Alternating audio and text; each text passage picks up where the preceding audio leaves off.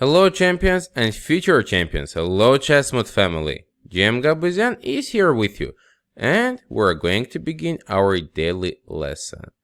In this video we're going to continue the topic of backward moves and we will see abilities of the bishop. One more time let me mention that backward moves is something we don't really notice very quickly, cause we always want to go ahead, go up, attack and so on. But sometimes these kind of moves are very important and we need to see all available options on the board. In this concrete position, it's white to move and we're having a very strong continuation. So guys, you can pause the video and think what would you play for white in this position. So, since there is some pressure on knight on e6, also with our rook, we are going to attack this spot. And in order to do it, we need to get rid of this pawn on f7. So white is playing knight takes f7. Now if black takes with the rook, we're just taking knight e6 and staying with an extra pawn. So after knight takes f7, black has to play king takes f7 in order to protect this e6 square with the king and still the piece is not hanging. We're playing queen b3, adding another attacker on this e6.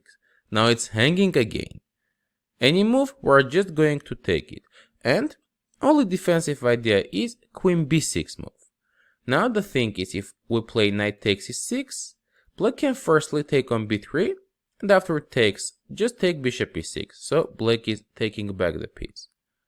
For this reason, after queen b6, we're making very simple but at the same time strong backward move with the bishop. Bishop goes to d1 square. Now we are protecting the queen and e6 is still under attack.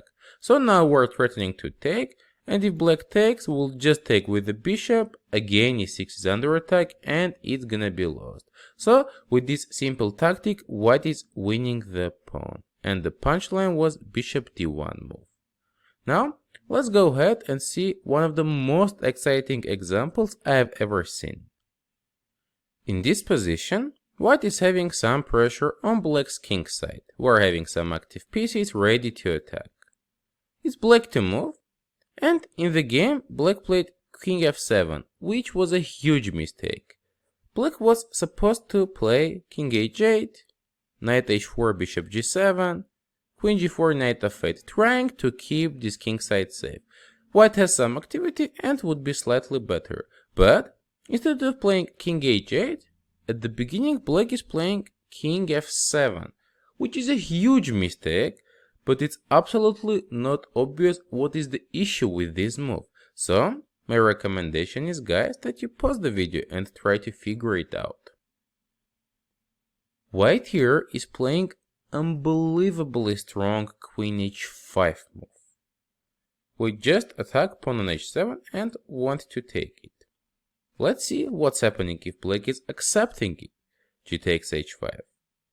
The strong backward move is here, guys. We go bishop d1. The thing is that bishop takes h5 is a checkmate threat. All of the squares are covered with our other pieces and bishop is just checkmating. So this is a big threat. And after bishop d1, this checkmate threat is decisive. Black is playing bishop takes d5, trying to get a square for a king on e6, but it's gonna be absolutely lost. Because of bad position of the king, soon white will be winning many pieces. E takes d5, bishop g7, rook takes g7, king f8, and bishop h6. Now with discovery checks, white is gonna be winning a lot of material. Also, this attack will be supported by other pieces. Black king is in a very bad position, and because of this, black's position is considered as a lost one. With this super beautiful queen h5 move, white is winning the game.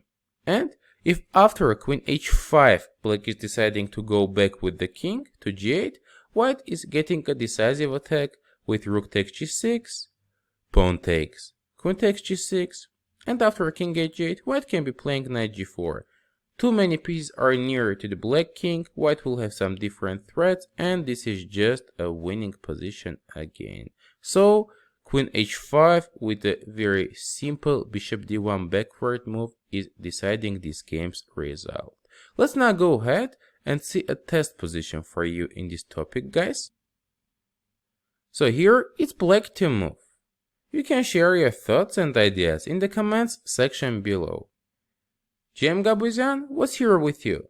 Thank you for your subscriptions, likes, and sharing this video with your friends. We appreciate it a lot. See you next time during our next daily lessons.